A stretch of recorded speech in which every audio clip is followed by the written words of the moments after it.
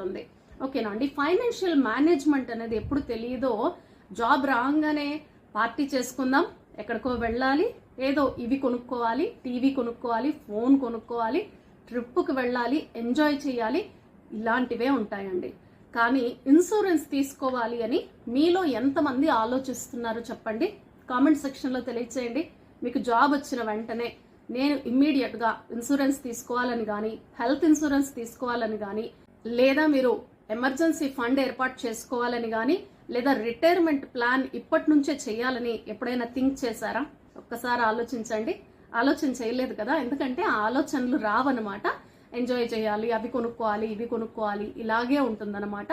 ఎప్పుడూ కూడా ఎంత జీతం వచ్చినా దానికి తగ్గ ఖర్చు ఉండనే ఉంటుంది. బట్ ప్రతి ఒక్కరూ మీరు చేసే ఖర్చుని గమనించండి. ఎక్కడ మీరు ఖర్చు చేస్తున్నారు, ఎందులో ఖర్చు చేస్తున్నారు, ప్రొడక్టివ్గా చేస్తున్నారా లేదా,